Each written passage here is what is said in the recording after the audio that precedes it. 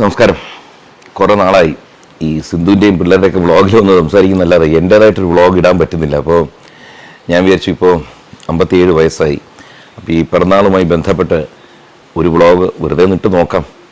അങ്ങനെ പ്രത്യേകിച്ച് കാര്യങ്ങളൊന്നും ഉണ്ടായില്ല, പക്ഷേ കഴിഞ്ഞ ദിവസം ഇടാമെന്ന് വിചാരിച്ചെങ്കിലും വളരെ ദുഃഖകരമായൊരു സംഭവമായിരുന്നു ആ ഫ്ലൈറ്റ് ആക്സിഡൻറ്റ്. കാരണം മരിക്കാൻ പലതരത്തിലാണ് കാരണങ്ങൾ വരുന്നത്. നമ്മളിപ്പോൾ ഇങ്ങനെ ഇരിക്കുമ്പോൾ നമ്മൾ ആലോചിക്കും, നമ്മളെങ്ങനെ മരിക്കും? കാരണം ആരോഗ്യമുണ്ട്, നടക്കാൻ പറ്റുന്നു, ഭക്ഷണം കഴിക്കാൻ പറ്റുന്നു, ഒരു കാരണം വരും.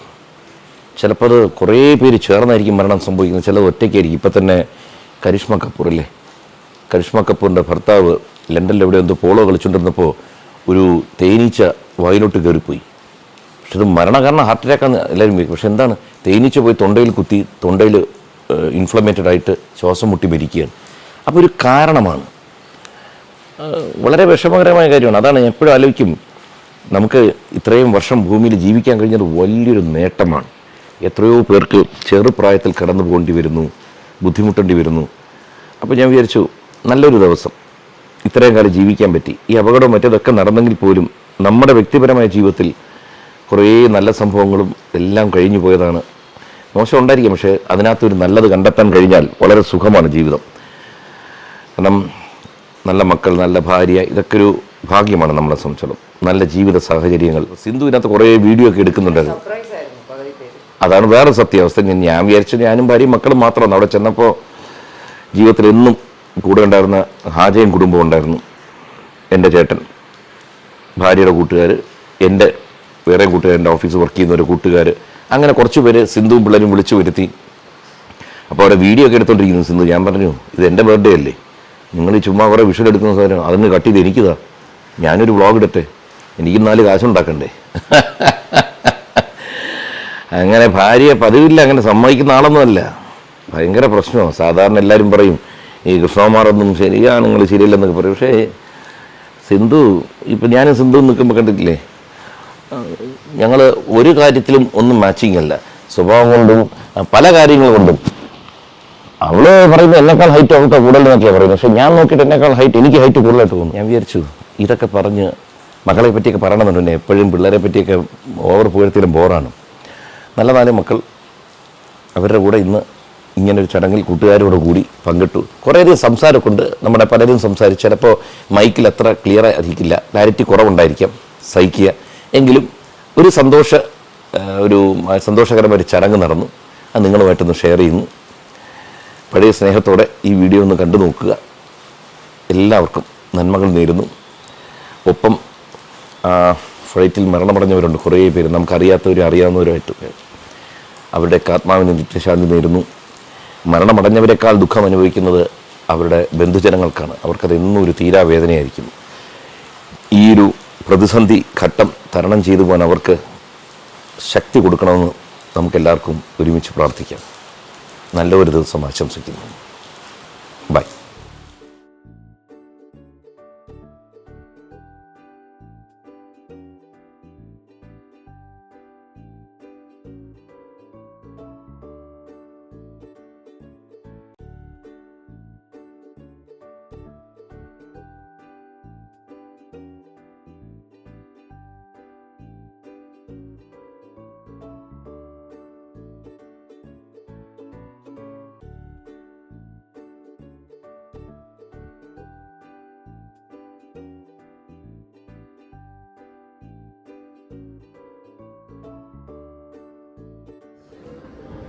ഭയങ്കര സസ്പെൻസ്. എവിടുന്ന് വരുന്ന പറയത്തില്ല. ഇങ്ങനെയൊക്കെ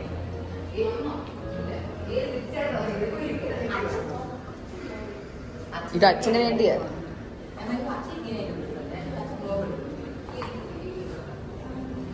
എന്തൊരു കാര്യമുണ്ട് പതുക്കെ വരാനൊക്കെ.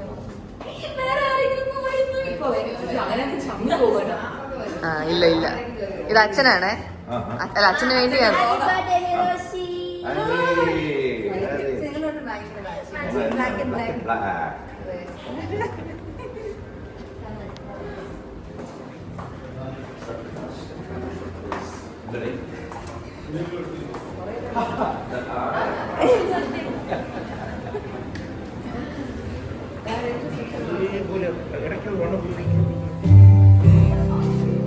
Happy birthday.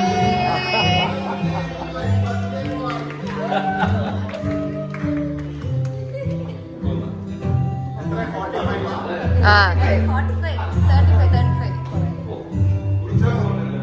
അച്ഛാ, അച്ഛാ അച്ഛാ എന്റെയോ ആദ്യമല്ലേ 45 ഞാൻ ആദ്യം ചെലവല്ലേ 43. അത് അടുത്ത ചിങ്ങത്തില്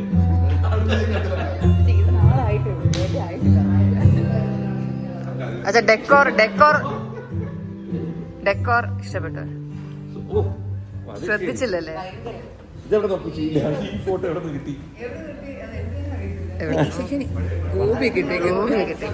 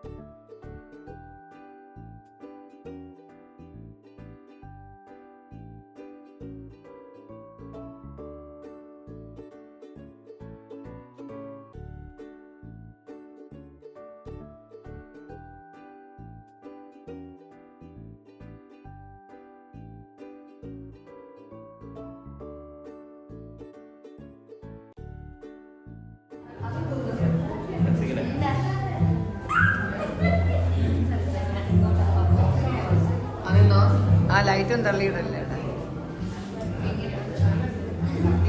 വീഡിയോ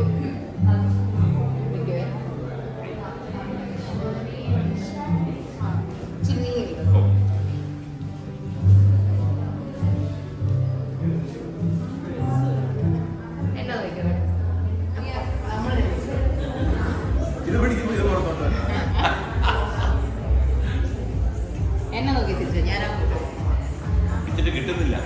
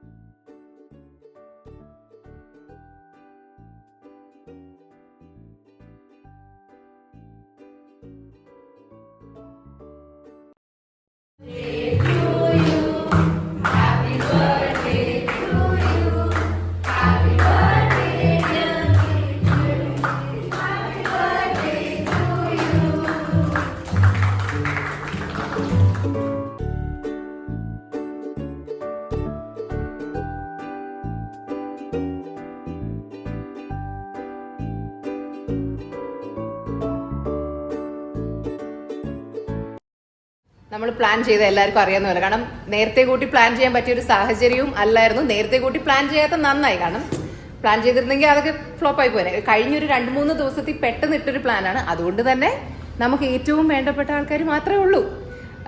അപ്പോ പെട്ടെന്ന് എന്നെല്ലാം ആവശ്യമായിട്ടുള്ളതാണ്. പക്ഷെ ബാക്കി എല്ലാവരും ഉണ്ട്. അർജുനുണ്ട്, അശ്വിനുണ്ട്, അപ്പൊ എല്ലാരും പെട്ടെന്ന് ഉണ്ട്, സജ്നാന്റി ഉണ്ട്, അതാ റിയ ഉണ്ട്. അപ്പൊ അതാ അപ്പൊ പെട്ടെന്നുള്ള പ്ലാൻ ആണെങ്കിലും എല്ലാരും വന്നതിന് thank you so much. Thanks പറയേണ്ട ആവശ്യമില്ല, അത്രയും ക്ലോസ് ആയിട്ടുള്ള ആൾക്കാരാണ്. അച്ഛന് പൊതുവെ ബർത്ത്ഡേ പരിപാടികളൊന്നും ഇഷ്ടമല്ല. കാരണം അച്ഛന് ഇപ്പൊ നമ്മുടെ ബർത്ത്ഡേ പോലും നമ്മളന്ന് ഓർമ്മിപ്പിച്ചില്ലെങ്കിൽ ചിലപ്പോൾ അച്ഛൻ ഓർക്കത്ത് പോലും ഇല്ല. കാരണം അച്ഛൻ അതിൽ വിശ്വസിക്കുന്ന ഒരാളല്ല. അതിൽ ബർത്ത്ഡേയുടെ ദിവസം ബർത്ത്ഡേ വലിയ കൊട്ടിഘോഷിക്കണമെന്നും ഇല്ല. കാരണം ഇപ്പൊ അച്ഛൻ അമ്മ അല്ലെങ്കിൽ നമ്മുടെ കൂടെയുള്ള ആൾക്കാരെന്ന് പറയുമ്പോൾ നമുക്കൊരു ആവശ്യം വരുമ്പോൾ ഉണ്ടാവേണ്ടതാണല്ലോ അവർ മെയിൻ ആയിട്ട് ചെയ്യേണ്ടത്. അത് ഈ കഴിഞ്ഞ ഏതാനും ദിവസങ്ങളിൽ Asianet Ujala award for best father ഒരു നോമിനേഷനും ഇല്ലാതെ നേടിയിരിക്കുന്ന വ്യക്തിയാണ്. അതുകൊണ്ട് നമ്മുടെ ബർത്ത്ഡേയുടെ ഡേറ്റ് ഓർമ്മയില്ലെങ്കിലും എന്താണ് ബാക്കി പറയാൻ, അതെ അംഗീകരിച്ചു. അതെ, അപ്പൊ അതുകൊണ്ടാണ്. അല്ലെങ്കിൽ അച്ഛന് ബർത്ത്ഡേ പരിപാടികൾക്കൊന്നും വലിയ താല്പര്യം. ഇതൊക്കെ കഴിഞ്ഞുകൊണ്ട് അച്ഛൻ തന്നെ ഹോസ്പിറ്റലിലേക്ക് പോയി മറ്റേ ബ്ലഡ് പ്രഷർ ഒക്കെ ചെക്ക് ചെയ്യാൻ. അപ്പൊ ഞാനും വിചാരിച്ചു എന്നാ പിന്നെ നമുക്ക് ഇങ്ങനെ ഒരു ഗെറ്റ് ടുഗെദർ ചെയ്താലോ എന്ന് വെച്ചിട്ട് അങ്ങനെ പെട്ടെന്ന് ഉണ്ടാക്കിയ ഒരു പ്ലാനാണ്. അപ്പോ എല്ലാരും വിശന്ന് ചാവാറെ ഇരിക്കുവാണോ അതൊരു 10 മിനിറ്റ് അപ്പൊ ഞാൻ വിചാരിച്ചു കുറച്ച് എന്തെങ്കിലും നല്ല മെമ്മറീസ് ആരെങ്കിലും ഷെയർ ചെയ്താൽ നല്ലതായിരിക്കും. അപ്പൊ എനിക്ക് ആഗ്രഹം ഏറ്റവും ആദ്യം അച്ഛന്റെ ചേട്ടനായ കണ്ണൻ സർ, വാസുദേവൻ എന്നാണ് പേര്, പക്ഷെ നമുക്ക് ബഹുമാനം ഒരുപാടുള്ളത് കൊണ്ടാണ് നമ്മൾ കണ്ണൻ സർ എന്ന് ചേർത്ത് വിളിക്കുന്നത്. അച്ഛനെ ഈ മുറിയിൽ ഇരിക്കുന്നവരിൽ ഏറ്റവും കൂടുതൽ പരിചയമുള്ളത് കണ്ണൻ സാറിനായതിനാൽ കണ്ണൻ സാറിന് എന്തെങ്കിലും ഒരു ഓർമ്മ ഒന്ന് പങ്കുവെക്കാമോ? മരം കയറുന്ന കാര്യങ്ങളൊക്കെ ഓടി താഴെയായിരുന്നു, നെറ്റി പോയി സൺഷെയ്ഡില് അല്ലേ വീട്ടിൽ നമ്മുടെ ഫ്ലാറ്റിന്റെ പിന്നെ ഒരു ദിവസം പലക്ക് ഞാൻ കടയിൽ വരുമ്പോൾ ഇവരെ കാണാൻ ആരുമില്ല. ഇവരെ കൊണ്ട് ഇമ്മീഡിയറ്റ് ആയിട്ട് അപ്പൻഡിസൈറ്റിസ് കൂടിയിട്ട് ഉദ്യോഗം കൊണ്ടല്ല സർജറിക്ക് കൊണ്ടുപോയത്. അജയൻ ഇതൊക്കെ ഞങ്ങളൊക്കെ പഠിച്ചുകൊണ്ടിരുന്നു. ഇതാണ് ഓർമ്മ. അല്ല അത് മാത്രമല്ല, അത് കഴിഞ്ഞ് ആശുപത്രി കൊണ്ട് ഓപ്പറേറ്റ് അത് ഓർമ്മയിലുണ്ട്. പോരെ, പിന്നൊന്നും ഓർമ്മയില്ല. കാഷ്വാലിറ്റി കേസ് മാത്രമേ അറിയത്തുള്ളൂ. ഇവന്റെ അടിയാണല്ലോ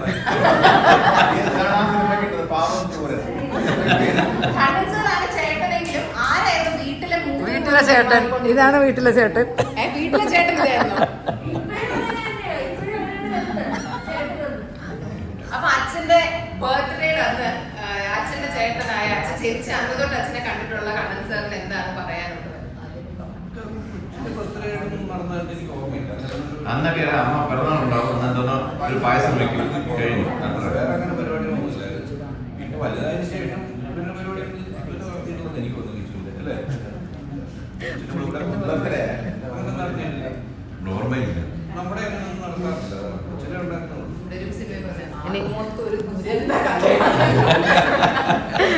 ഇനി അടുത്തത് കിച്ചുവിന്. അടുത്ത കാൻഡിഡേറ്റ് കണ്ണൻ സർ കഴിഞ്ഞാൽ കിച്ചുവിന് ഏറ്റവും അച്ഛനെ ഏറ്റവും നന്നായിട്ട് അറിയാവുന്ന ആള്. ഞാൻ പേരൊന്നും വിളിക്കുന്നില്ല, ഒരു സ്പീച്ച് ഒക്കെ പറയണം. ഒറ്റത്തി പറയണം. 89-ല് ചൂടെ നെയ്ബറായിരുന്നു എൻ്റെ ഒരു കസിൻ. പുള്ളി കസ്റ്റംസിലായിരുന്നു. അങ്ങനെ പുള്ളിയുടെ വീട്ടിൽ പോയി അവിടെ മുമ്പിൽ ഷട്ടിൽ കളിക്കണ്ടായിരുന്നു കിച്ചുവും ഗാങ്ങും. അപ്പം ഞാൻ 10 കൂടെ പോയി ജോയിൻ ചെയ്തു. അന്ന് മുതലുള്ള ഒരു കമ്പനിയാണ് 89. അപ്പൊ എത്ര കൊല്ലമായിട്ടോ കിച്ചു? 36.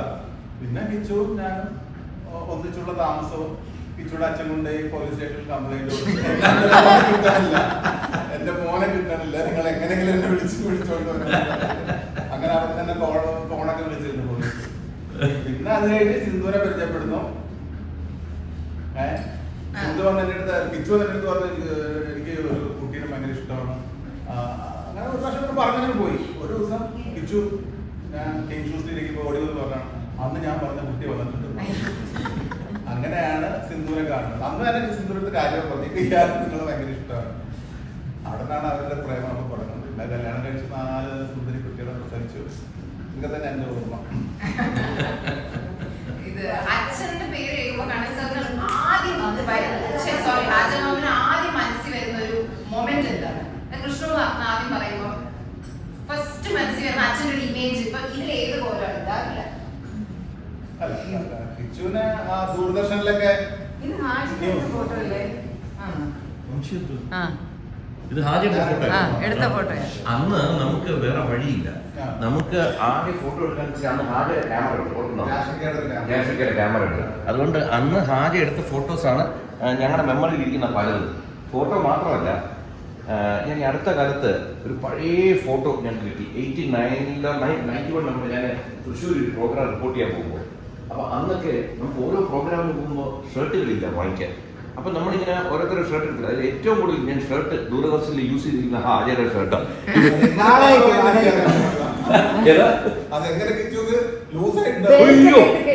അത് മാത്രമല്ല, ഞാൻ ഈ ബാക്കിൽ നിന്ന് ചൊല്ലി വയ്ക്കുന്ന ഹാജയുടെ ഷർട്ട് വലുതാണ്. അതെ അതെ അതെ. രസം അത് നമ്മുടെ ഒരു ഫ്രണ്ടിന്റെ ഇപ്പൊ വീട്ടിൽ ചെന്നപ്പോൾ പുള്ളിക്കാരുടെ വൈഫും അന്ന് അവിടെ കലോത്സവത്തിന് വന്നിട്ടുണ്ടായിരുന്നു, യുവജനോത്സവത്തിന്. ആ യുവജനോത്സവത്തിന് ദൂരദർശനിൽ റിപ്പോർട്ട് ചെയ്യാൻ ഞാൻ പോയതാണ്. അപ്പൊ എനിക്ക് എന്റെ അന്ന് നമ്മുടെ ക്യാമറയിൽ ഒന്നുമില്ല. ഇപ്പോ വർഷങ്ങൾക്ക് ശേഷം നമ്മുടെ ഫ്രണ്ടിന്റെ വീട്ടിൽ ചെന്നപ്പോൾ ഫ്രണ്ടിന്റെ വൈഫ് പറയും, ഞാൻ എന്നെങ്കിലും കൃഷ്ണകുമാറിനെ മീറ്റ് ചെയ്യുന്ന അറിയുന്നു. ആ മീറ്റ് ചെയ്യുന്ന ദിവസം ഞാൻ ഈ ഫോട്ടോ തരുന്നത്. അപ്പൊ അതിനകത്ത് 2-3 കാര്യങ്ങളുണ്ടായിരുന്നു. ഒന്ന്, നമ്മുടെ മനസ്സിൽ ചില കാര്യങ്ങൾ തീരുമാനിച്ചാൽ അത് നടക്കുന്നു പറയുമല്ലോ. അത് ഇത്രയും അല്ല, ഓൾമോസ്റ്റ് 33 ഇയേഴ്സ്, 33 വർഷം മുമ്പ് എടുത്ത ഫോട്ടോ. പുള്ളിക്കാരി എന്നെ എവിടെയും ജീവിതത്തിൽ കാണും തോന്നല്, പക്ഷെ ഉറപ്പുണ്ട് എങ്ങനെ കാണും, കൃത്യമായിട്ട് കാണുന്ന ഫോട്ടോ എനിക്ക് കൈമാറും. ആ ഫോട്ടോ ഇനി അടുത്ത സ്പീച്ചിനായി സസ്നേഹം അച്ഛന്റെ ഭാര്യയായ എന്റെ അമ്മയെ സ്വാഗതം ചെയ്യുന്നു. അമ്മൂമ്മ എടുത്ത് വെച്ചപ്പോ അമ്മൂമ്മ പറഞ്ഞൊന്നും പറയാനില്ലെന്ന്. എന്നാ ശരി, അമ്മൂമ്മ എണീറ്റ് നിന്ന് 4 വാക്ക് പറയണം. അമ്മൂമ്മയുടെ മരുമോനെ കുറിച്ച് 4 വാക്ക്. എന്താ തോന്നി? കാണുന്ന എയർപോർട്ടിൽ വെച്ച് തിരുവോണത്തിലാണ് ഞങ്ങള് അന്ന് മസ്കറ്റിൽ നിന്ന് വരികയാണ്. പിക്ക് ചെയ്യാൻ വന്നപ്പോൾ കിച്ചു, സിന്ധു, സിമി എല്ലാരും കൂടെ നിൽക്കുകയാണ്. അന്ന് മനസ്സിൽ കുളിർമ ഉണ്ടായിരുന്നു. അല്ല, അവിടെ നിന്ന് നേരെ ഞങ്ങൾ പട്ടത്ത് ഫ്ലാറ്റിലോട്ടാണ് പോയത്. കിച്ചുവിൻ്റെ വീട്ടിലോട്ട് പോയി അവിടെ ചെന്ന് കിച്ചുവിൻ്റെ അമ്മയും അച്ഛനും അവരെ ഞങ്ങൾക്ക് ഏറ്റവും ഇഷ്ടമായിരുന്നു. കിച്ചുവിനെ ഇഷ്ടപ്പെടുന്നേക്കാളും ഞാൻ ഇഷ്ടപ്പെട്ട കിച്ചുവിൻ്റെ അമ്മയും അച്ഛനെയാണ്. ഞങ്ങൾ ഞങ്ങളെ ഇഷ്ടമായിരുന്നു. ശരി, അപ്പൂപ്പ അച്ഛനോട് എന്തെങ്കിലും ബർത്ത്ഡേ ആയിട്ട് പറയാനുണ്ടോ? ആ, തൊണ്ട ശരിയല്ല. ശരി, ഇന്ന് രാത്രി വീട്ടിൽ പോയിട്ട് പറയാം. ആകെ ഒരു കാര്യം പറയാം, ലോകത്ത് ഒരേ ഒരു സണ്ണിൻലോ ആയിരിക്കും ഫാദറിൻലോനെ ചേട്ട എന്ന് വിളിക്കുന്നത്. എന്റെ അമ്മയുടെ അച്ഛനെ ചേട്ട എന്നാ വിളിക്കുന്നത്. അതെന്തുകൊണ്ടാ അച്ഛാ? അത് പരിചയപ്പെട്ടപ്പോ ഞാടി വളരെ ചെറുപ്പമായിരുന്നു. അപ്പൊ കിച്ചുവിന് കയറി അങ്കിൾ എന്ന് വിളിക്കാൻ ചമ്മലായിട്ട് ചേട്ടാ. പൊതുവെ ഞാൻ എപ്പോഴും സിനിമയിലാണെങ്കിലും എവിടെയാണെങ്കിലും ഈ അങ്കിള് വിളിയോട് എനിക്ക് വലിയ യോജിപ്പില്ലായിരുന്നു. കാരണം വെച്ചാൽ ഒന്ന്, എൻ്റെ പ്രായത്തെപ്പറ്റി നല്ല ബോധം മാത്രമല്ല, എന്നേക്കാൾ ഇപ്പം ഞാൻ സിനിമയിൽ മധുസാറിനെയൊക്കെ ആക്ച്വലി ഞാൻ സാറിനകത്ത് വിളിച്ചുകൊണ്ട് ഇല്ല, ഞാൻ ചേട്ടാന്നേ വിളിക്കത്തുള്ളൂ. കാരണം നമ്മൾ കല്യാണം കഴിക്കില്ലെന്ന് ആദ്യം അറിയില്ലല്ലോ. ഇവരെയൊക്കെ മീറ്റ് ചെയ്യുമ്പോൾ പിന്നെ ചെറുപ്പക്കാരനായ 40 വയസ്സ് കണ്ടിട്ട് ചേട്ടാ തന്നെ വിളിക്കാൻ പറ്റും. അങ്ങനെ ചേട്ടാ അത്രേ ഉള്ളൂ, അതായത് കംഫർട്ടബിൾ. അത് കേട്ട ചേട്ടനും സുഖിച്ചു. അണ്ണ നാളെ ഇത് നീങ്ക അണ്ണ അപ്പിതാ. ഓക്കെ, ഇനി അമ്മയുടെ സ്പീച്ചോട് കൂടി നമുക്ക് ഈ സംസാര കലാപരിപാടി നിർത്തി ഭക്ഷണത്തിലേക്ക്. ഒന്നും പറയാനില്ല. അമ്മയ്ക്ക് എന്താ അച്ഛൻ്റെ അടുത്ത് അച്ഛനെ പറ്റിയുള്ള ഒരു മെമ്മറി കിച്ചുവിനെ ഞാൻ നേരിട്ട് നമ്മള് ഹാജിയുടെ കടയിൽ വെച്ച് കാണുന്നതിന് മുന്നേ തന്നെ 2-3 ഇൻസ്റ്റൻസിലേ കണ്ടിട്ടുണ്ട്. അത് ഞാൻ നമ്മൾ ഒരുപാട് ഇന്റർവ്യൂസിലൊക്കെ പറഞ്ഞു, ആൻഡം തുടങ്ങിയ സ്ഥാപനത്തിൽ വെച്ചിട്ട് ഞാൻ കണ്ടിട്ടുണ്ട്. അപ്പൊ അവിടെ കയറുമ്പോൾ ഞാനും എന്റെ ഫ്രണ്ട്സും എല്ലാവരും കൂടെ പറയാൻ അവിടെ കൃഷ്ണകുമാറുണ്ട്. അപ്പൊ എല്ലാവരും ഒരുമിച്ചാണ് വാങ്ങി നോക്കാൻ പോകുന്നത്. ഇപ്പൊ ഞാനും ഹാജിയുടെ കടയിൽ വെച്ച് കിച്ചുവിനെ കണ്ടപ്പോൾ ഞാനായിട്ട് ലൈൻ അടിക്കാൻ പോയതല്ല. എന്റെ കൂടെ എന്റെ ഫ്രണ്ട് ലക്ഷ്മി ഉണ്ടായിരുന്നു, ഞാൻ ഇപ്പൊ നമ്മുടെ ഫ്രണ്ട് ദീപ, നമ്മൾ എല്ലാവരും ഒരുമിച്ചായിരിക്കും ആ സമയത്ത് ഈ നോക്ക്. ഇപ്പൊ നമ്മളിപ്പോ ഒരു ആക്ടറെയൊക്കെ കാണുമ്പോൾ നമുക്ക് തോന്നുന്ന ആ ഒരു കൗതുകം അത്രയായിരുന്നു നമുക്കുണ്ടായിരുന്നത്. അങ്ങനെ നമ്മൾ ഒരുമിച്ചാണ് വാങ്ങി നോക്കാനായിട്ട് കടയിൽ കയറിയത്. ഞാൻ ചോദിക്കാൻ വരുമായിരുന്നു.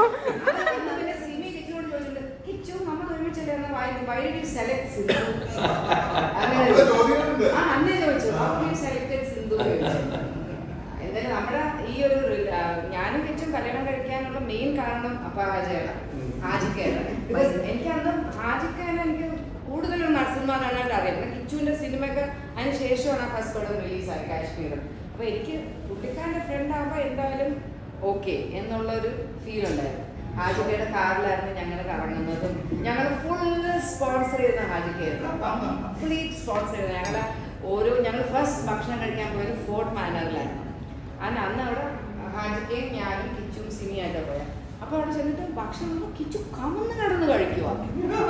ഞാൻ സിനി ആലോചിക്കുന്നത് ഇങ്ങനെ ഹാജിക്ക് വളരെ ഡീസൻ്റ്, കിച്ചു ഞങ്ങൾ മുഖത്ത് പോകാൻ നോക്കില്ല, കമന്ന് കിടന്ന് തിന്നുക. അപ്പം നമ്മൾ സാധാരണ ആളുകളൊക്കെ പെണ്ണുങ്ങളെ കാണുമ്പോൾ ഇമ്പ്രസ് ചെയ്യണം എന്തൊക്കെ കാണിക്കും. കിച്ചു അതൊന്നും കാണിച്ചില്ല. അത് കഴിഞ്ഞ് ഞങ്ങൾ ശംഖുമുഖത്ത് പോയത്. അന്ന് കിച്ചു എല്ലാം പറഞ്ഞു എൻ്റെ വീട്ടിലെന്ന് ഭാഗം പ്രശ്നമുണ്ട്. ഞാൻ പറഞ്ഞു വീട്ടിലെന്തെങ്കിലും ഞാൻ പറയും എൻ്റെ പ്രശ്നം ഞാൻ പറഞ്ഞാൽ നിങ്ങളുടെ പ്രശ്നമേ ആയിരിക്കില്ല. അങ്ങനെ ഞങ്ങൾ വീട്ടിൽ മീറ്റ് ചെയ്തു. അങ്ങനെ ഗസ്റ്റ് കുറവായിരുന്നു. അതെ, ഹാജാമാമ എല്ലാവരും ഇവിടെ 4 ഗസ്റ്റ് കുറവായിരുന്നു.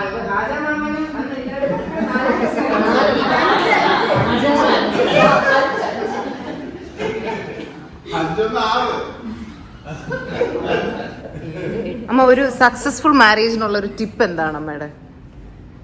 എന്തൊക്കെ പ്രശ്നം ഉണ്ടായാലും മൈൻഡ്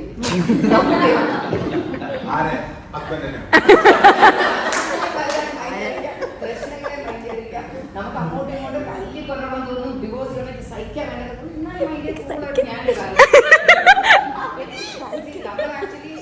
അടിച്ചു പിരിയണമെന്ന് തോന്നിയിട്ടുള്ള നമ്മുടെ ലൈഫിൽ മേ ബി ഒരു 1000 ഇൻസ്റ്റൻസസ് ഉണ്ടായിരുന്നു. അതിൽ ചിലപ്പോൾ ഒരു 20 എണ്ണത്തിന് ഹാജിക്ക് ഞാൻ വീട്ടിലോട്ട് വഴക്ക് കൂടി ഞാൻ ആദ്യം വിളിക്കണം ഹാജിക്ക വീട്ടിൽ വാ ഹാജിക്ക വന്നാൽ എല്ലാം ഓക്കെയാണ്. എന്നാലും എന്തൊക്കെ കഴിഞ്ഞാലും like we know we like each other so much അല്ലേ?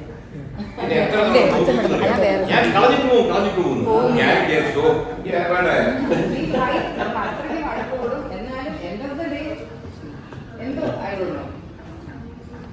ഇനി ആരാ? ഹൻസു എന്തെങ്കിലും സംസാരിക്കും. ഹൻസുവിന് സംസാരിക്കാൻ ഇഷ്ടമല്ലേ? ഉറക്കെ സംസാരിക്കണേ. അച്ഛനെ കിച്ചു എന്ന് വിളിക്കും, ഡാഡെന്ന് വിളിക്കും, എടീന്ന് വിളിക്കും. കൊച്ചായിരുന്നപ്പോ പോടി വട്ടി എന്നൊക്കെ വിളിക്കാറുണ്ട്. ഞാൻ ഷിൻചാനും അച്ഛൻ ഹിറോഷിയാണ്. അപ്പൊ നമ്മളിങ്ങനെ വീട്ടിലിടയ്ക്കിടയ്ക്ക് ചായ എടുക്കുന്ന ടൈമൊക്കെ കുറെ കോമഡി ഒക്കെ പറയും. നമ്മളെ ഡാൻസ് ഒക്കെ കളിക്കും. ഞാൻ പോലും പഠിക്കാത്ത ഡാൻസ് അച്ഛൻ പഠിച്ചുകൊണ്ട് വരും എന്റെ കൂടെ ഡാൻസ് കളിക്കാൻ. ഞാൻ ഇത് എവിടുന്ന് പഠിച്ച്? അത് അമ്മയുടെ കുറെ ബ്ലോഗിലൊക്കെ ഉണ്ട്. നമ്മൾ കുറെ we have a lot of good time at home. And കഴിഞ്ഞ കുറെ ദിവസം അച്ഛൻ ഭയങ്കര ബിസി ആയിരുന്നു. ഭയങ്കര പരിപാടി സ്ട്രെസ്സൊക്കെ.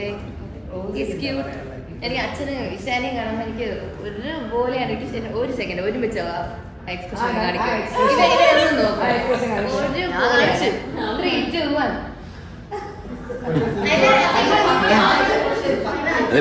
അതെ. ഓസിക്ക് എന്താണ് പറയാനുള്ളത്?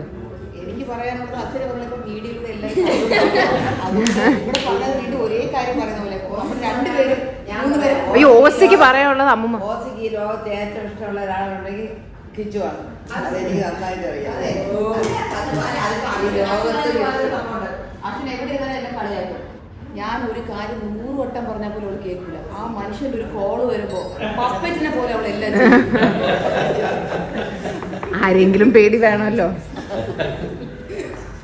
സജ്ന ആന്റി എന്തെങ്കിലും പറ.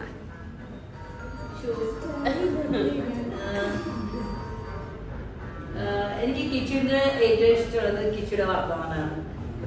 ഒരുപാട് സംസാരിക്കും, പറയുന്നതൊക്കെ നല്ല കാര്യങ്ങളാണ്. കുറച്ച് നീണ്ടുപോയെങ്കിലും നല്ല കാര്യങ്ങൾ. ഞാൻ എപ്പോഴും വീട്ടിൽ പോകുമ്പോൾ ഇരുന്ന് കിച്ചു എടുത്തുനിന്ന് ഒരുപാട് സംസാരിക്കും. കിച്ചു പറയുന്നതൊക്കെ നല്ല കാര്യങ്ങൾ. പകുതി എനിക്ക് മനസ്സിലാവാറില്ല, എന്നാൽ പോലും എനിക്ക് ഭയങ്കര ഇഷ്ടം. പക്ഷെ എനിക്ക് ഏറ്റവും കൂടുതൽ കിച്ചുവിട്ട് ഇപ്പം സ്നേഹവും ബഹുമാനവും എല്ലാം തോന്നിയത് ഈ കഴിഞ്ഞ ദിവസങ്ങളാണ്. ഒരു അച്ഛൻ എങ്ങനെ ആയിരിക്കണം എന്നുള്ളത് കിച്ചു നമ്മളെ കാണിച്ചു. പിന്നെ വേറെ കാര്യം കൂടെ ഉണ്ട്. ഇപ്പൊ കിച്ചു ഇടയ്ക്കിടയ്ക്ക് ഇന്റർവ്യൂസിലേക്ക് വരുമ്പോൾ എന്റെ മക്കളാണ് ഇപ്പൊ എന്റെ എല്ലാ കാര്യങ്ങളും നോക്കുന്നത്. എനിക്ക് സിനിമ ഇല്ല, ഞാൻ നല്ലൊരു ഒരുപാട് ഫിലിംസ് എനിക്ക് കിട്ടുന്നില്ല. പക്ഷെ എന്താണ് എനിക്ക് ഒരു നാണം ഒരു ചമ്മലും ഇല്ലാതെ കിച്ചു അത് പബ്ലിക്കിൽ പറയുന്നത് എനിക്ക് ഭയങ്കര. അങ്ങനെ വരുന്ന എണ്ണാവുന്ന കുറച്ചു പേര് മാത്രമേ നമ്മളെന്താണെന്ന് റിയൽ നമ്മളെന്താണെന്ന് കാണിക്കത്തുള്ളൂ.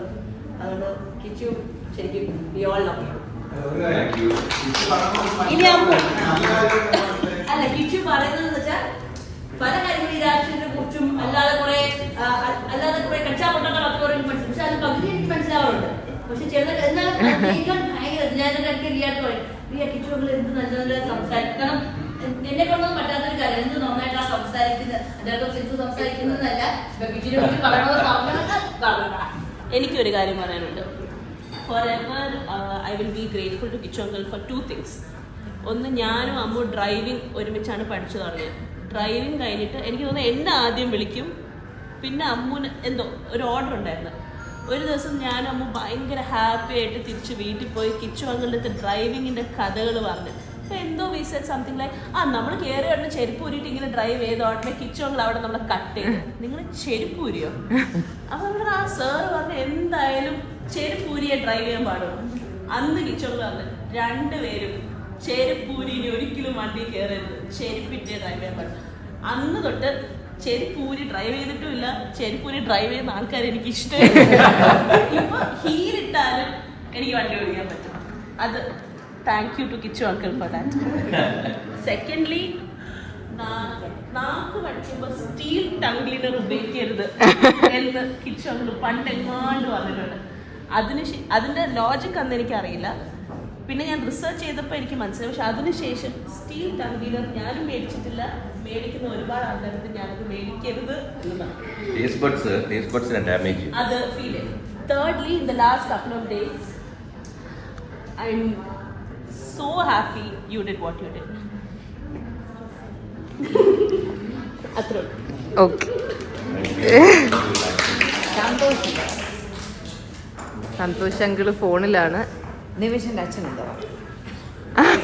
അങ്കിള് പൊതുവെ ഷൈ ആണ്. അങ്കിൾ 2 വാക്ക്. എനിക്ക് കിച്ചുവിനെ വർഷങ്ങൾക്ക് മുമ്പേ പരിചയമുണ്ട്.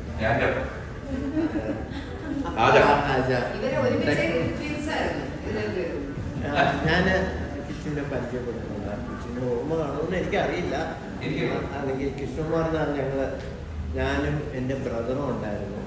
അപ്പം ഞങ്ങളിങ്ങനെ സിനിമ നടനല്ലേ, നമ്മളങ്ങനെ രസിച്ച് കണ്ട് അപ്പോഴേ പരിചയമുണ്ട്, വർഷങ്ങൾക്ക് മുമ്പ്. ഇപ്പോൾ പിന്നെ ഒരു ടച്ച് ഇല്ലായിരുന്നു.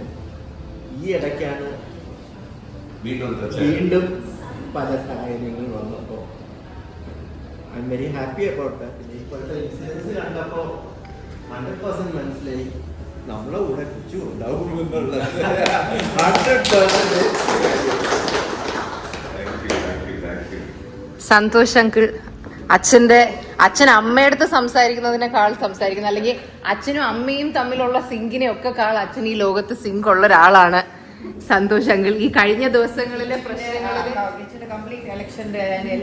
അച്ഛന്റെ ലിറ്ററൽ കൂടെയുള്ള ആളെന്ന് പറയുന്നില്ലേ, അതാണ് സന്തോഷ് അങ്കിൾ. അപ്പൊ സന്തോഷ് അങ്കിൾ എന്തെങ്കിലും ഒന്ന് പറയണം. അച്ഛന്റെ ഫോൺ വരെ അവിടെ ഇരുന്നാണ് അടിച്ചുകൊണ്ടിരിക്കുന്നത്.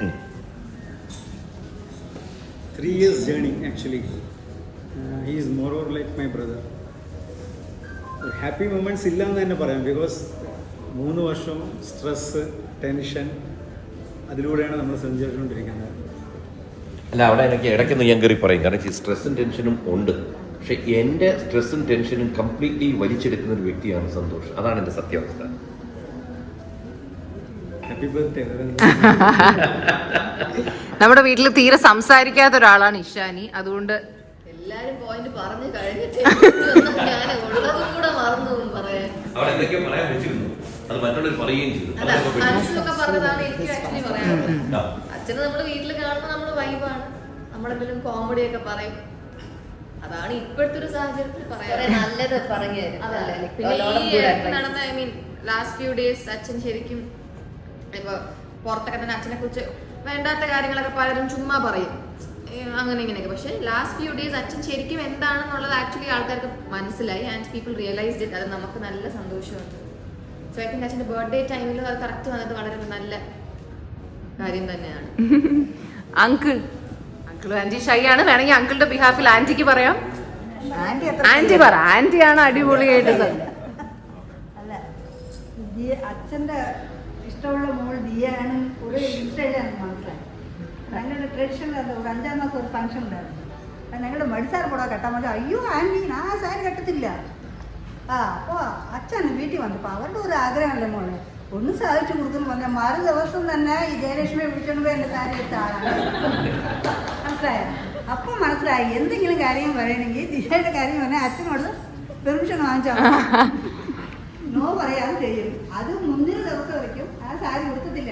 അയ്യോ അത് മാത്രം എന്നെ കൊണ്ട് കൊടുക്കാൻ പറ്റത്തില്ല. അവരും പറഞ്ഞാൽ അന്ന് അച്ഛൻ വീട്ടിൽ വന്നു. ഞാൻ പറഞ്ഞു അതുപോലെ ഒരു എനിക്ക് ഫോട്ടോ എടുത്ത് വെക്കണം എന്ന് പറഞ്ഞപ്പോൾ പറഞ്ഞു അയ്യോ അവരുടെ ഒരു തിരി അവരുടെ കുറച്ച് സമ്പ്രദായങ്ങൾ ഒരു ചടങ്ങുകളല്ലേ ദിയ കൊണ്ട് സമ്മതിച്ചു കൊടുക്കും മോളെ ഡിവോഴ്സി സമ്മതിച്ചു കൊടുക്കും പറഞ്ഞപ്പോൾ മറുനാൾ നമുക്ക് ആന്റി നമുക്ക് ജയലക്ഷ്മി പോകും അങ്ങനെ പറഞ്ഞ ആളാണ്. അതുകൊണ്ട് അച്ഛൻ്റെ ഒരു ഇഷ്ടമുള്ള മോളിനെ എപ്പം മനസ്സിലായി. എവിടെ മോളുടെ മുഖത്ത് നിന്ന് കാണട്ടെ. മോളുടെ മുഖം എല്ലാ ന്യൂസിലും ഉണ്ട്, ഓണാക്കിയാൽ മതി, അവിടെ പോയി കാണും. ഉള്ള അത് ഞാൻ അതും പറയുന്നത് ഞാൻ പലപ്പോഴും കേൾക്കാറില്ല. അതേ കാര്യം 4 പേർക്കും അച്ഛനുമായിട്ടുള്ള ബന്ധം ഭയങ്കര ഡിഫറെന്റാ. ഇപ്പൊ എന്റെ ബന്ധം എന്ന് പറഞ്ഞാൽ എനിക്കിപ്പോ അച്ഛനോട് ആക്ച്വലി വലിയ സ്നേഹം പ്രകടിപ്പിക്കാനൊന്നും എനിക്ക് അറിയില്ല. ഐ മീൻ ലൈക്ക് യുനോ ഇങ്ങനെ ഒരു വിസിബിളി പ്രകടിപ്പിക്കാൻ എനിക്കറിയില്ല. പക്ഷെ എനിക്ക് അണ്ടർഗ്രൗണ്ടിൽ കൂടി കാര്യങ്ങൾ ചെയ്ത് അങ്ങനെ പ്രകടിപ്പിക്കാനേ എനിക്ക് അറിയത്തുള്ളൂ. അതെ കാര്യങ്ങള് ഇപ്പൊ അച്ഛൻ എന്തായിരിക്കും. ഇപ്പൊ അച്ഛൻ എൻ്റെ അടുത്ത് ഇപ്പൊ കാല് മസാജ് ചെയ്യാനൊക്കെ പറയും. എനിക്കിഷ്ടമല്ല. എനിക്ക് അതെനിക്കില്ല. നമുക്കൊക്കെ പിന്നെ ഭയങ്കര ഇഷ്ടമാണ്.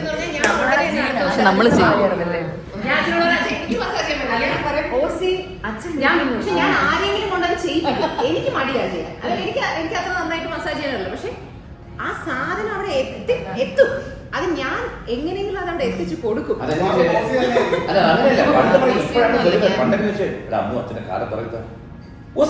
അച്ഛൻ പറയുന്നത് കേട്ടില്ല.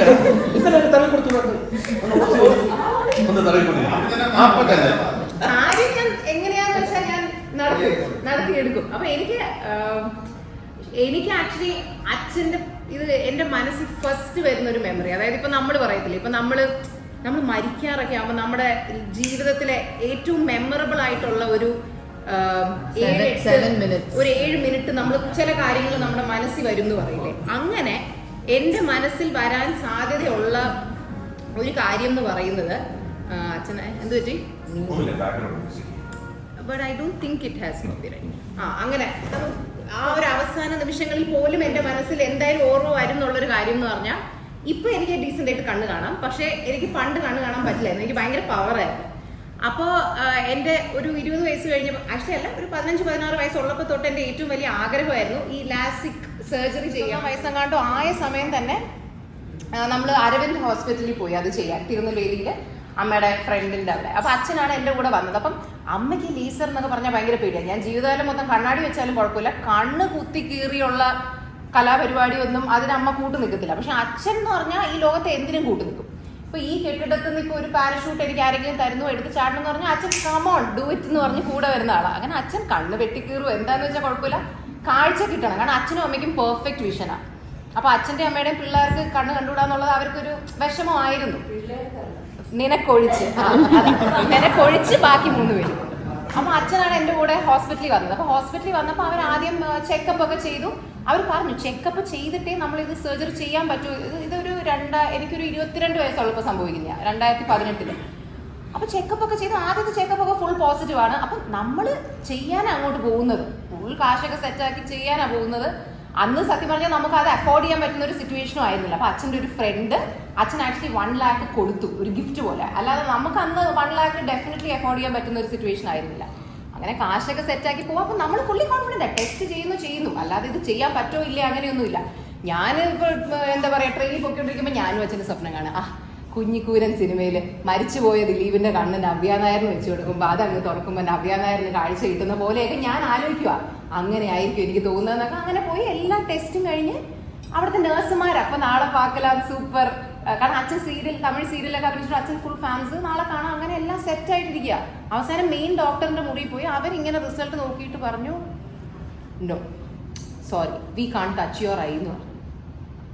അപ്പൊ നമ്മളിങ്ങനെ നമ്മൾ തെറ്റി കേട്ടാണ്. നമ്മൾ what your eye is is a dangerous eye. ഇപ്പോൾ ഉള്ള ടെക്നോളജി പ്രകാരം യുവർ കോർണിയ തിക്നെസ്സോ എന്തോന്നോ കുറവാണ്, വി കാൺ ഡൂ എന്ന് പറഞ്ഞു. അപ്പം ഞാൻ തകർന്ന് ബോധം കെട്ട് വീഴാൻ റെഡിയായിട്ട് നിൽക്കുക. പക്ഷെ ഞാനൊന്ന് അച്ഛൻ്റെ മുഖത്തേക്ക് നോക്കി. സാധാരണ എന്ത് ഡിമ്മ് പറ്റിയാലും അച്ഛൻ പോട്ടടാ സാരമില്ല ആ ഒരു മൂഡിലാണ് അച്ഛൻ നിൽക്കുക. അച്ഛൻ തകർന്ന് മറ്റേ തരിപ്പണമായി സൈഡ് ഇല്ലാതായിരിക്കുക. അച്ഛൻ എന്ത് ചെയ്യണം, അങ്ങനെയായിപ്പോയി. അപ്പോൾ ഡോക്ടർ പറഞ്ഞു ഇത് അങ്ങനെയാണ്, ഡേഞ്ചറസ് ആണ്, ശരിയാവില്ല തൊട്ടാലെന്ന് പറഞ്ഞു. അപ്പോൾ അച്ഛനൊരു ഡയലോഗ് പറഞ്ഞു, അച്ഛൻ പറയാ എനിക്ക് കൊടുക്കാൻ പറ്റുന്നൊരു സാധനം ആയിരുന്നെങ്കിൽ ഞാൻ അത് കൊടുത്തേനെ, പക്ഷേ എനിക്കത് കൊടുക്കാൻ പറ്റില്ലല്ലോ, അങ്ങനെ പറ്റില്ലല്ലോ, അങ്ങനെ പറഞ്ഞു.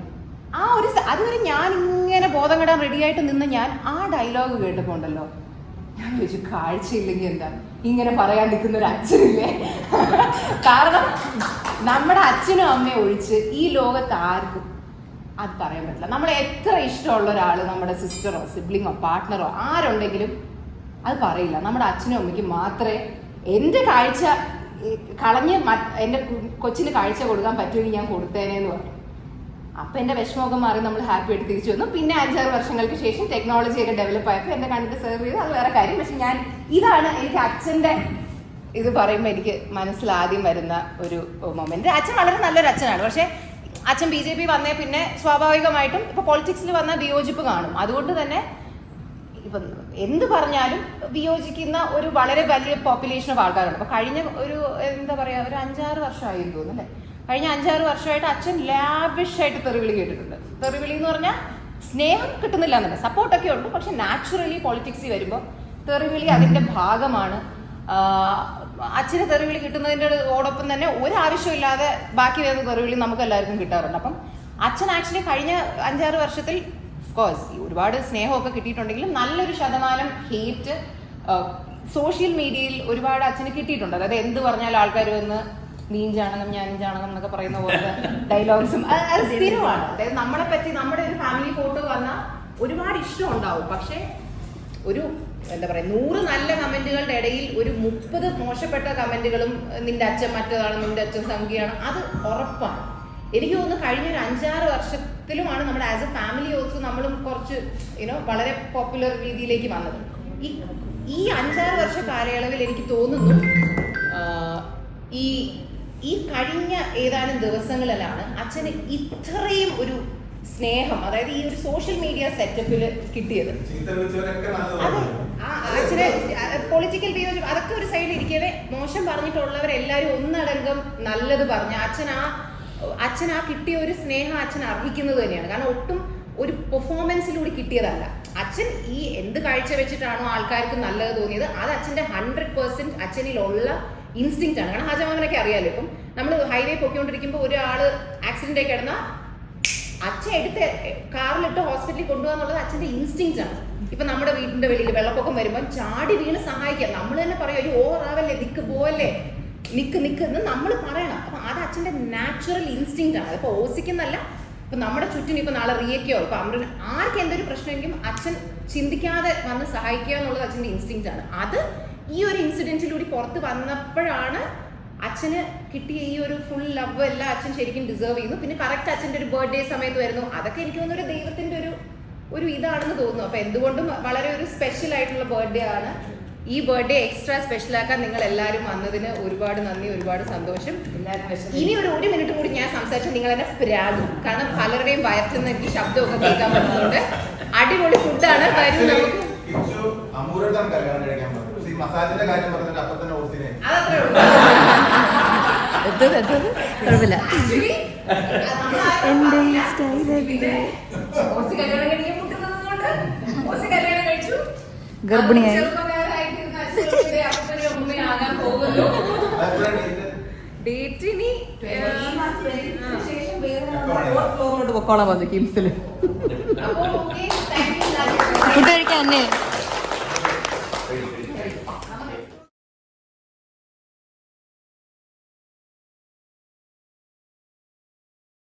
അപ്പോൾ 57ാമത്തെ വർഷമാണ് ഭൂമിയിലോട്ട് വന്നിട്ട്.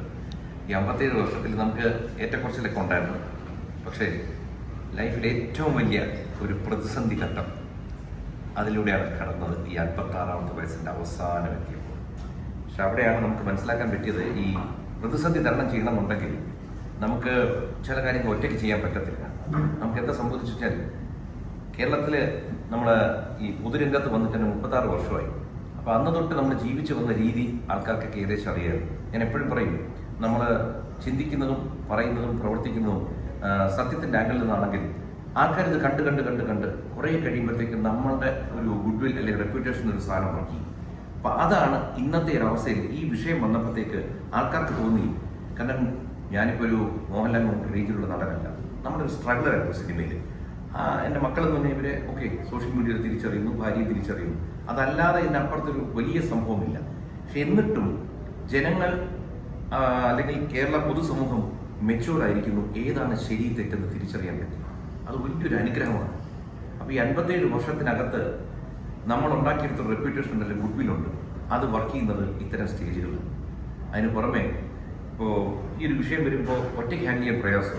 അപ്പോഴാണ് ദൈവം നമ്മുടെ കുടുംബത്തിനകത്ത് ഓരോരുത്തരെ സൃഷ്ടിക്കും. ഇപ്പോൾ അഹാന അവള് ഒരു ഏരിയ ഹാൻഡിൽ ചെയ്യുന്നു. കാരണം വെച്ചാൽ സാധാരണ കുടുംബങ്ങളിലൊക്കെ ഇപ്പോൾ ഇവരൊക്കെ തന്നെ എല്ലാ മക്കളെയും പോലെ അങ്ങോട്ടും ഇങ്ങോട്ടും വഴക്കൂടുന്നവരാണ്. പക്ഷെ ഒരു പ്രതിസന്ധി അല്ലെങ്കിൽ ഒരു വിഷയം വരുമ്പോഴത്തേക്ക് അവിടെ നമുക്ക് യോജിക്കാൻ പറ്റും. ഇത് ഞാൻ പറഞ്ഞില്ല അമ്മു അങ്ങനെ ചെയ്യണം, ഇഷാനി ഇങ്ങനെ ചെയ്യണം, ഒന്നും പറയുന്നില്ല. അപ്പോൾ ഓസിക്കൊരു പ്രശ്നം വരുന്നു. ഓസിക്കൊരു പ്രശ്നം വന്നപ്പോഴത്തേക്ക് ഒരുമിച്ച് നിൽക്കാൻ കഴിയുന്നു. ഈ ഒരുമ കണ്ടിട്ടോ എന്താണെന്നറിയില്ല, ഞാൻ എല്ലാ ചാനൽസും അല്ലെങ്കിൽ സോഷ്യൽ മീഡിയയിലെ യൂട്യൂബേഴ്സിൻ്റെ ഒക്കെ താഴെ പോയി കമൻസ് മെനക്കെട്ടിരുന്ന് വായിച്ചു നോക്കിയപ്പോൾ ഞാൻ കാണാൻ കഴിഞ്ഞത് ഓൾമോസ്റ്റ് 90% അനുകൂലമായിട്ട് വന്നിരിക്കും. സാധാരണ നമ്മളൊക്കെ ഒരു പോസ്റ്റ് ഇടുമ്പോൾ ഇങ്ങനെയല്ല വരുന്നത്, എതിർത്തും അനുകൂലിച്ചും വരാറുണ്ട്. ഇത് നല്ലൊരു ശതമാനം ആൾക്കാർ രാഷ്ട്രീയ ജാതി ഭേദമന്യേ ഇതാണ് ന്യായം, ഇവർക്ക് ന്യായം കിട്ടണം, അവർ തെറ്റുകാരാണ്, അവരെ ശിക്ഷിക്കപ്പെടണം, ഈ ഒരു സംഭവം ഇതൊരു നല്ല തുടക്കമാണ്. കേരളത്തിൽ തന്നെ ധാരാളം ബിസിനസ് നടത്തിക്കൊണ്ടിരിക്കുന്നവർ അല്ലെങ്കിൽ ആരംഭിക്കാൻ പോകുന്നവർ അവരെയൊക്കെ ചിന്തിപ്പിക്കുകയാണ്. കാരണം വെച്ച് കഴിഞ്ഞാൽ ഇത് വലിയൊരു പ്രശ്നമുണ്ട്. കാരണം വെച്ചാൽ എല്ലാ സ്ഥലങ്ങളിലും സത്യത്തെക്കാൾ ഇപ്പോൾ കുറച്ച് ആൾക്കാർ എങ്ങനെ കള്ളത്തരം കാണിച്ച് പെട്ടെന്ന് പൈസ ഉണ്ടാക്കി ആ പൈസ പിടിക്കപ്പെട്ട് കഴിഞ്ഞാൽ എന്തൊക്കെ പറഞ്ഞ് ഊരണം. നിങ്ങളും കാണുന്നുണ്ട് പലതരം കാർഡുകൾ ഉപയോഗിക്കുന്നത്. ഇതൊന്നുമല്ല നമുക്ക് നല്ലൊരു കേരളത്തിന് നല്ലൊരു ഭാവിക്കും വേണ്ടത്. കാരണം നമ്മൾ സത്യസന്ധരായിട്ട് ജീവിച്ചു കഴിഞ്ഞാൽ എന്തിനാ ജാതി വിഷയം തന്നെ ഞാൻ എപ്പോഴും പറയും, ഒരു ജാതിയിൽ പെടുന്ന ഒരാൾ ഒരു കുറ്റകൃത്യം കാണിച്ചാൽ ആ സമുദായത്തിൽ നിൽക്കുന്നവർ തന്നെ ഇതിനെ എതിർത്ത് തുടങ്ങണം. അല്ലാതെ ഞങ്ങളുടെ ജാതിക്കാരെ ഇങ്ങനെ കാണിക്കുന്നു എന്ന് പറഞ്ഞാൽ അവർക്ക് തന്നെ അത് വിനയായി വരും നാളൊരു കാലത്ത്. ഇപ്പം ഞാനൊരു ജാതിയിൽ ജനിച്ചു, എൻ്റെ ജാതിയിൽ ഒരുത്തരാണ് നാളെ കള്ളത്തരം കാണിക്കുന്നെങ്കിൽ അത് എൻ്റെ ജാതിയാണ്, അവരെ ന്യായീകരിച്ചിട്ട് നമ്മൾ സംസാരിക്കുന്നത് അത് സമൂഹത്തിൽ ഭയങ്കരമായ കുഴപ്പമുണ്ടാക്കും. ആര് തെറ്റുകാരെന്നുള്ളതല്ല, അവിടെ തെറ്റുകാരനുണ്ട്, അവിടെ ജാതി മതമില്ല, അവനെതിരെ സമൂഹം നിൽക്കുന്നു. അതാണ് ഇന്നിപ്പോൾ നമ്മൾ കണ്ട കാഴ്ച. പിന്നെ ഇതിനകത്ത് ഓരോരുത്തരുടെ റോള് പറയാതിരിക്കാൻ വയ്യ. Ahana did a great job. അല്ല ഇഷാനിയെ പറ്റി ഇഷാനിയുടെ കൂട്ടുകാരിയാണ് ആദ്യമായിട്ട് ഈ ഒരു കള്ളത്തരം കൊടുക്കാൻ ഹെൽപ്പ് ചെയ്ത് ഓസിയോട് പറഞ്ഞത്. അല്ലെങ്കിൽ നമ്മളെ കാർത്തിക അല്ല ദേവിക. അപ്പൊ നമ്മള് ഫ്രണ്ടിന്റെ വീട്ടിൽ പോയിട്ട് തിരിച്ച് കാറിൽ യാത്ര ചെയ്യുമായിരുന്നു, ഞാനും ദേവിനദി, എന്റെ ഫ്രണ്ട് ദേവിക്ക്. അപ്പൊ ഞാനും ദേവിനദി ഓസിയുടെ കടയിൽ നടന്നൊരു അടി നടന്നായിരുന്നു സ്റ്റാഫായിട്ട്, പറഞ്ഞു വിടലോ അങ്ങനെ എന്തോ. അല്ല അവർ സ്വന്തമായിട്ട് ഇറങ്ങിപ്പോയി ഗോഡൌണിലോട്ട് ഷിഫ്റ്റ് ചെയ്തപ്പോൾ ഈ കസ്റ്റമേഴ്സിനെ കാണാൻ പറ്റും. അപ്പൊ നമ്മൾ പറയായിരുന്നു അല്ലെങ്കിലും ആ കുട്ടികൾ കടയിൽ ഉണ്ടായിരുന്ന സമയം അത്ര ശരിയല്ലായിരുന്നു എന്ന് പല കസ്റ്റമേഴ്സ് പറഞ്ഞിട്ടുണ്ട്. എന്നിങ്ങനെ പറഞ്ഞുകൊണ്ടിരിക്കുമ്പോഴായിരുന്നു എന്റെ ഫ്രണ്ട് പറഞ്ഞത്, നല്ലൊരു കാര്യം പറയാൻ മറന്നു, ഞാൻ കഴിഞ്ഞ ആഴ്ച ഓസിയുടെ കടയിൽ പോയായിരുന്നു. അപ്പോൾ QR കോഡ് അവർ പറഞ്ഞു ഇവിടെ ഇരിക്കുന്ന വർക്ക് ആവുന്നില്ല, അവരുടെ പേരിൽ തരാം, അതിൽ ചെയ്താൽ മതി. അപ്പൊ ആ കുട്ടി ചോദിച്ചു അതങ്ങനെയാണോ, എപ്പോഴും ഇങ്ങനെയാന്ന് പറഞ്ഞു. അപ്പോഴേ എന്നോട് പറയണം എന്ന് വെച്ചത്, പക്ഷെ വിട്ടുപോയി. ഇപ്പൊ നിങ്ങളത് പറഞ്ഞപ്പോ ഞാൻ പറയാമെന്ന് വിചാരിച്ചു. ഞാൻ ദേവനോട് പറഞ്ഞു അത് ശരിയല്ലല്ലോ, നമുക്കെന്ന ഒരു കോമഡി പോലെ നമുക്കൊന്ന് ഓസിയെ വിളിച്ച് ചോദിച്ചാലോ. അങ്ങനെ ദേവനദി ഓസിയെ വിളിച്ചു. ഒരു കാര്യമുണ്ട് പറയാൻ, ഇങ്ങനെയൊക്കെ എന്റെ ഫ്രണ്ട് പറഞ്ഞു, അത് നീ പറഞ്ഞിട്ടാണ് അവർ ചെയ്തത്. അപ്പൊ ഓസി പറഞ്ഞ് അല്ല ഞാൻ അങ്ങനെ അറിഞ്ഞിട്ട് പോലും ഇല്ലായിരുന്നു. സംഭവിച്ചതെല്ലാം സ്റ്റോക്ക് ചെക്ക് ചെയ്തു, കൗണ്ട് തെറ്റുന്നു, എല്ലാം മാറുന്നു. അവിടെ നിന്ന് ചോദിച്ചു വന്നപ്പോൾ അവർ ആദ്യം 10-15 കള്ളം പറഞ്ഞു നോക്കി, പിന്നെ അവസാനം പിടിക്കപ്പെട്ടു എന്ന് പിടികിട്ടി. നിങ്ങളെല്ലാവരും കണ്ടു കഴിഞ്ഞു. അതുകൊണ്ട് ഇതിനകത്ത് ഒരു CID ഉണ്ട്. CID കഴിഞ്ഞിട്ട് അന്വേഷണ ഉദ്യോഗസ്ഥ, ഇൻവെസ്റ്റിഗേറ്റർ. നമ്മൾ ഒരു ക്രൈം ബ്രാഞ്ച് ടീമാണ്. ഇതിനകത്ത് സിദ്ധു കുറേ വീഡിയോസ് ഇങ്ങനെ എടുത്ത് കറക്റ്റായിട്ട് തപ്പി എടുത്ത് ഇടേണ്ട സമയത്ത് ഇട്ട്. അതുപോലെ നമ്മൾ ഒരു പ്രശ്നം വരുമ്പോഴത്തേക്ക് നമ്മൾ കണ്ടുപിടിക്കുന്നത് ഐക്യമത്യം മഹാബലം. നമ്മൾ ഒരുമിച്ച് നിന്നാലുണ്ടാവുന്ന ഒരു റിസൾട്ട് വേറെയാണ്. പ്ലസ് വീണ്ടും വീണ്ടും വീണ്ടും കിട്ടുന്ന അവസരങ്ങളെ നന്ദി പറയുന്നത് വെച്ചാൽ സോ മച്ച് ഇവിടുത്തെ പൊതുസമൂഹം പബ്ലിക് എന്ന് പറഞ്ഞവർ ഒന്നടങ്കം നമ്മളെ സഹായിച്ചു. കാരണം ഒരു കമൻറ്റിൽ എന്തിരിക്കുന്നു തോന്നും, പക്ഷെ ഇത്രയും ലക്ഷക്കണക്കിനല്ലേ കോടിക്കണക്കിന് ആൾക്കാർ ഇത് വായിച്ചിട്ട് ഇങ്ങനെ പറയുമ്പോൾ ഇത് നമ്മൾ കാണാത്ത ഒരു സംഭവമുണ്ട്. എപ്പോഴും നമ്മൾ പറയും invisible things are much more powerful than visible things എന്ന് പറയും. നമ്മൾ ഈ കാണുന്നതിനേക്കാൾ ശക്തമാണ്. ഇപ്പം നമ്മൾ ദൈവം എന്ന് പറയുന്നു, സ്നേഹം എന്ന് പറയുന്നു, ദേഷ്യം എന്ന് പറയുന്നു, ഇതൊന്നും കാണാൻ പറ്റാത്ത സംഭവങ്ങളാണ്. പക്ഷെ അത് വളരെ പവർഫുൾ ആയിട്ടുള്ള സാധനം. അത്തരം സംഭവങ്ങളാണ് ഇതിനകത്ത് വർക്ക് ചെയ്തത്. അത് മേ ബി പലരുടെയും പ്രാർത്ഥനയായിരിക്കാം, ഇഷ്ടമായിരിക്കാം, ഈ കമൻറ്റുകളിലൂടെ വന്നതായിരിക്കാം. അല്ലേ ഓസി? എല്ലാവരും പറയുന്നത് അച്ഛനും ഓസിയെ ഒരുപോലെയാണ്. ഇതിനകത്ത് അല്ല വേറെ ചില ഘടകങ്ങളുണ്ട്. കാരണം വെച്ച് കഴിഞ്ഞാൽ ഈ ഞങ്ങളുടെ കുടുംബത്തിൽ അച്ഛൻ്റെ കുടുംബം എടുത്തു കഴിഞ്ഞാൽ അച്ഛൻ്റെ വീട്ടിൽ പല അച്ഛനായിരുന്നു മൂത്തത്. അവരൊക്കെ നിൽക്കുമ്പോഴത്തേക്ക് അച്ഛൻ്റെ ഇളയ ആൾക്കാർ കല്യാണം കഴിച്ചു. എൻ്റെ വീട്ടിൽ എൻ്റെ ചേട്ടൻ എന്നെക്കാൾ സ്വാഭാവികം, ചേട്ടൻ എൻ്റെ മൂത്തതാണ്. പുള്ളി ഇരിക്കുമ്പോഴാണ് ഞാൻ കല്യാണം കഴിച്ചത്. അതെ. ഇപ്പം നമ്മുടെ വീട്ടിലെടുത്ത് ചെയ്താൽ മൂത്ത ആൾക്കാരൊക്കെ നിൽക്കുമ്പോഴാണ് ഇവള് കല്യാണം കഴിച്ചിരിക്കുന്നത്. സംഭവം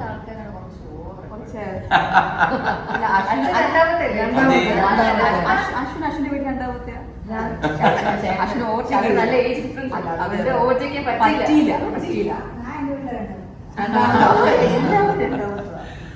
അതുകൊണ്ട് ഒരിക്കൽ കൂടി എല്ലാവരും കൂടി ഒരു താങ്ക് യു പറഞ്ഞേക്ക് നമ്മളെ സഹായിച്ചവർക്ക് എല്ലാവർക്കുമായിട്ട് താങ്ക് യു സോ മച്ച്. ഈ ഒരു പ്രതിസന്ധി തരണം ചെയ്ത് കഴിഞ്ഞിട്ട് ഒരു പുതിയ ജന്മം പോലെയാണ്. കാരണം വെച്ച് കഴിഞ്ഞാൽ നമുക്ക് ഈ ആദ്യം കുറച്ച് ചാനലുകളിൽ വന്ന സംഭവം നിങ്ങൾ കണ്ടു കാണും. നമ്മുടെ മാനത്തെ ചോദ്യം ചെയ്യുന്നതും ഇത്രയും കാലം ജീവിച്ച ഒരാളെ അവരുടെ മകളെയും കുടുംബത്തെയും വല്ലാത്ത ഒരു സ്പോട്ടിലോട്ട് കൊണ്ടുപോയി. പക്ഷെ അതിൽ നിന്ന് തിരിച്ചു വരുമ്പോഴാണെന്ന് വെച്ചാൽ എപ്പോഴും പണ്ട് പറയും എന്തെങ്കിലും നമുക്ക് നഷ്ടപ്പെട്ടിട്ട് തിരിച്ചു കിട്ടുമ്പോഴാണ് അതിന് മച്ച് മോർ അതിൻ്റെ വാല്യൂ കൂടുമെന്ന് പറയും.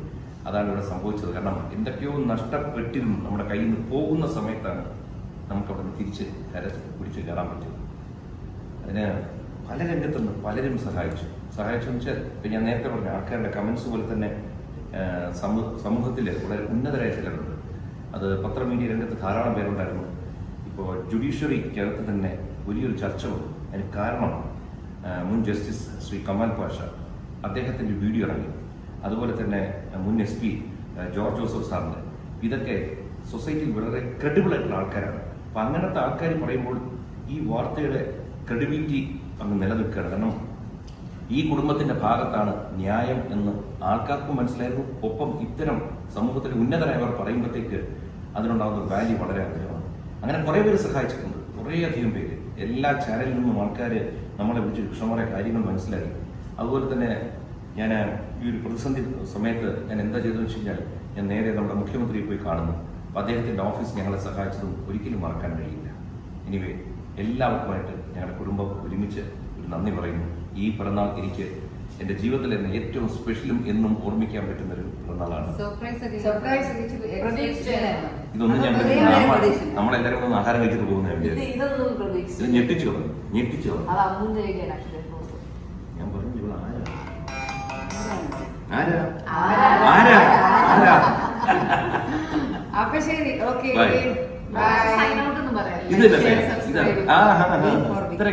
ലൈക്ക് ചെയ്യണ്ട, ഷെയർ ചെയ്യണ്ട, സബ്സ്ക്രൈബ് ചെയ്യണ്ട, ഒന്നും ചെയ്യണ്ട. എന്നെ സബ്സ്ക്രൈബ് നമ്മളോട് ഇത്ര ലൈക്ക് കൊണ്ട് നമുക്ക് പ്രൂവ് ചെയ്ത് കഴിഞ്ഞില്ല. Thank you so much. Hansika exam ആണ് പഠിക്കാൻ പോയതാണ് കേട്ടോ. ഹൻസികനെ കണ്ടില്ലല്ലോ. എവിടെ പോയാ? Okay, by.